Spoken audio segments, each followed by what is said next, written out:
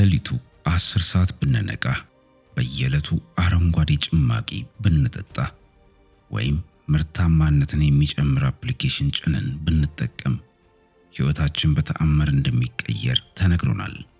ነገር ግን ዙሪያችሁን ብትመለከቱ አብዛኛው ሰው ከመቼውም ጊዜ በላይ በጭንቀት የተዋጠ፣ ትኩረቱን የተነጠቀና የተዝረከረከ ነው። በመሮጫ ማሽን ላይ በፍጥነት እንደሚሮጡ ሯጮች ናቸው። ይጓዛሉ፣ ግን የትም አይደርሱም። እንደነዚህ ያሉ ሰዎች ለነገሮች አፋጣኝ ምላሽ የሚሰጡ፣ በስሜታቸው የሚመሩና ሁልጊዜም ከሌሎች ሰዎች እውቅናን የሚፈልጉ የዓለማችን የ99% ሰዎች አካል ናቸው። እናንተ ወደ 1%ዎቹ ተርታ ለመቀላቀል ከፈለጋችሁ ተጨማሪ አቋራጭ መንገዶች መጠቀም አያስፈልጋችሁም። ይልቁን ግን የ2000 ዓመታትን የሰው ልጅ ተረምስ ተቋቁሞ ያለፈው ፍልስፍና ያስፈልጋችኋል። የስቶይኮች ልምዶች ያስፈልጓችኋል። እነዚህ ሐሳቦች ብቻ አይደሉም፣ ለአእምሯችሁ የጦር መሳሪያዎች ናቸው።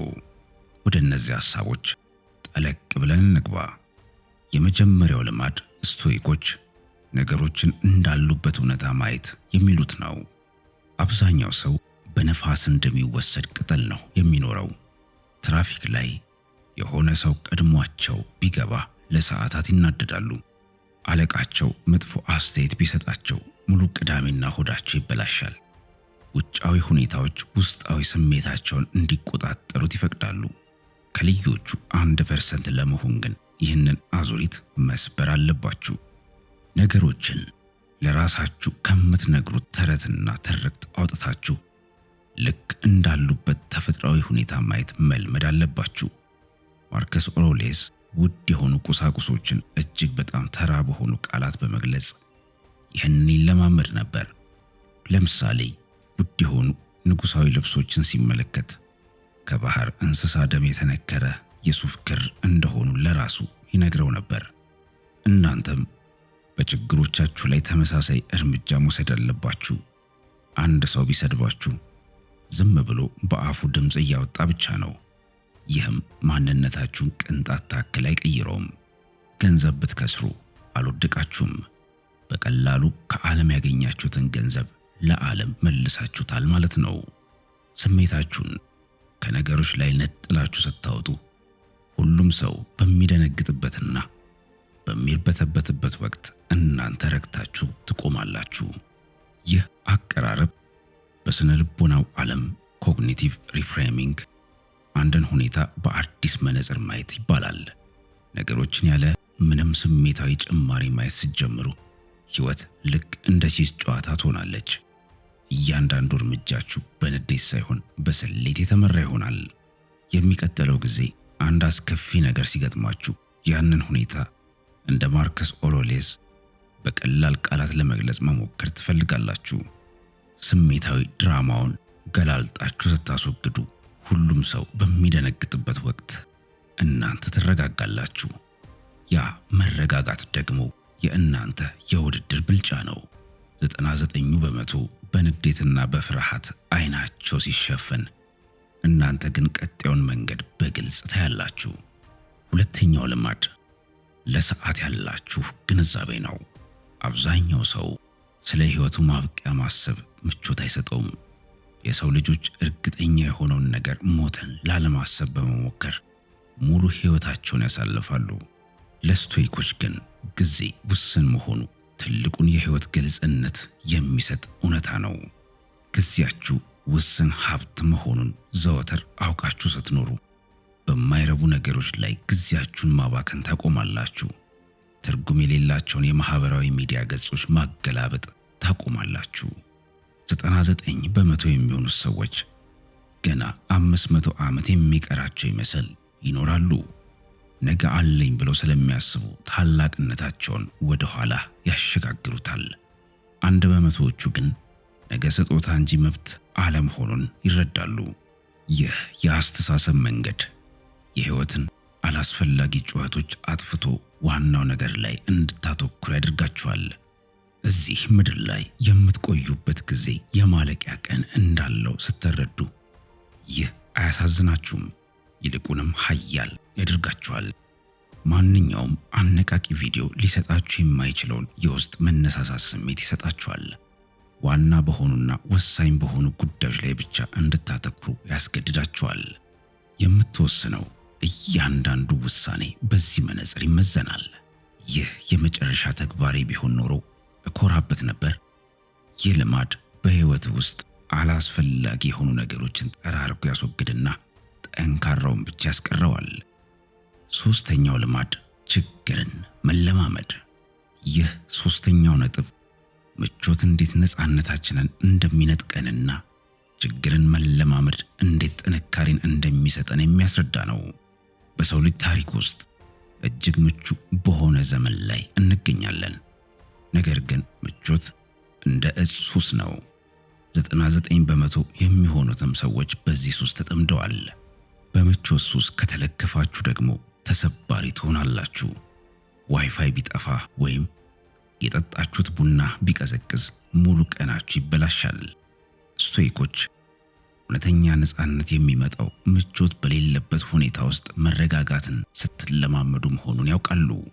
ለምሳሌ ሴኔካ ደስታው በገንዘቡ ላይ አለመመስረቱን ለራሱ ለማረጋገጥ ሲል በጣም ጥቂት ምግብ እየበላና ሻካራ ልብሶችን እየለበሰ የሚኖርባቸውን ቀናት ሆን ብሎ ይለይ ነበር።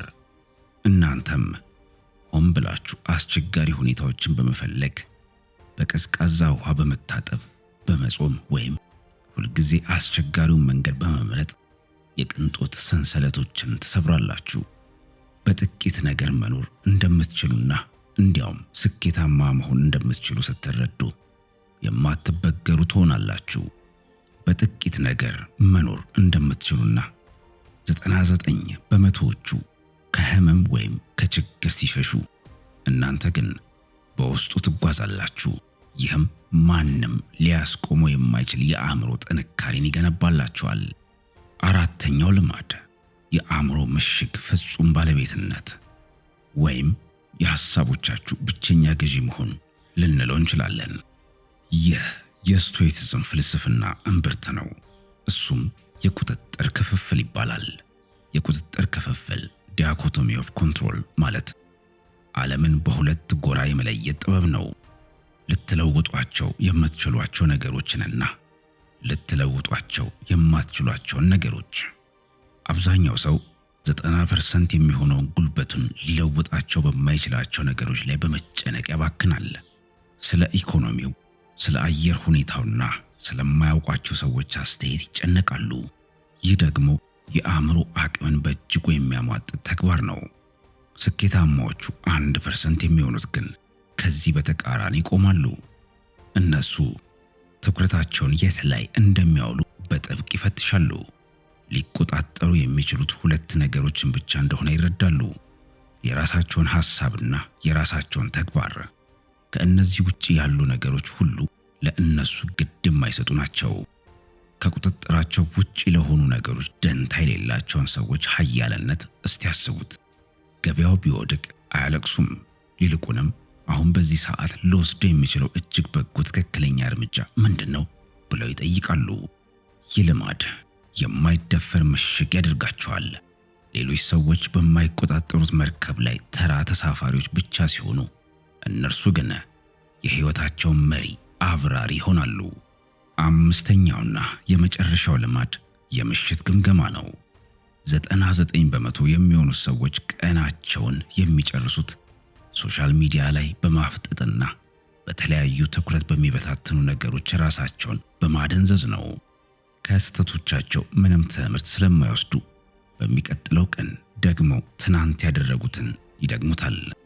ስቶይኮች ግን ቀናቸውን የሚጨርሱት ራሳቸውን በመመርመር ነው። ይቀመጡና የዋሉበትን ቀን እንደ ፊልም መለስ ብለው ያያሉ። ራሳቸውንም እንዲህ ብለው ይጠይቃሉ። የት ቦታ ነው ትዕግስት ያጣሁት? የት ጋር ነው ስግብግብ የሆንኩት? ነገ ምን የተሻለ ነገር ማድረግ እችላለሁ?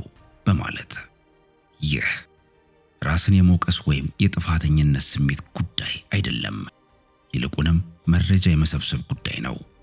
ዋናው ዓላማው ዘወትር በትንሽ በትንሹ ራስን ማሻሻል ነው። ለሕይወታችሁ ትኩረት በመስጠታችሁ ምክንያት በቀን 1% ብቻ እንኳ ለውጥ ብታመጡ ከ1 ዓመት በኋላ ማንም ሊያውቃችሁ በማይችል መልኩ ትቀየራላችሁ። በዚህም በባህሪያችሁ ውስጥ ያሉትን ጉድለቶች ለይታችሁ በወቅቱ እያረማችኋቸው ነው ማለት ነው።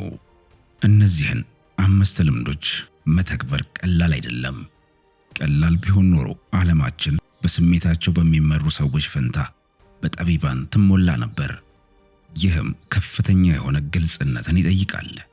በአለቃችሁ ባለፈው ታሪካችሁ ወይም በኢኮኖሚው ላይ ጣት መቀሰር ታቆማላችሁ።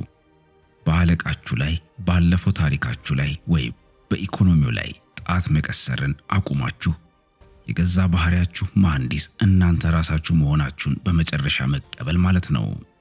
በእውነት የእናንተ በሆነው ብቸኛ ነገር ማለትም በአእምሯችሁ ላይ ፍጹምና የማይደራደር ኃላፊነትን ስለመውሰድ ነው።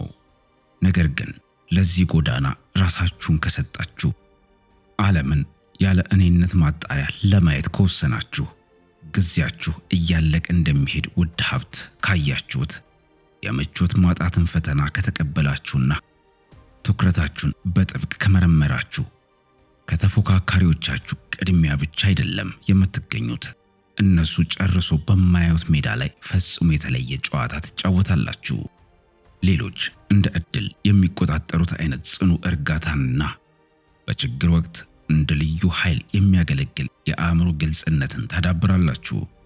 99 በመቶዎቹ ሰላም ለማግኘት ዓለም እንዲቀየርላቸው በመመኘት በጥበቃ ክፍሉ ውስጥ ተዘግቶባቸው ሲቀሩ፣ 1 በመቶዎቹ ግን ሚስጥሩን ይረዳሉ። መጀመሪያ ራሳቸውን ይቀይራሉ። ከዚያም ዓለም እነሱን የማናወጥ ኃይሉን ያጣል። በዚህም መንገድ ከ1%ዎቹ ጋር ከተቀላቀላችሁ የገዛ የውስጥ ግዛታችሁ ጌታ ትሆናላችሁ። አንዴ ይህንን ካገኛችሁ ደግሞ አስቀድማችሁ አሸንፋችኋል።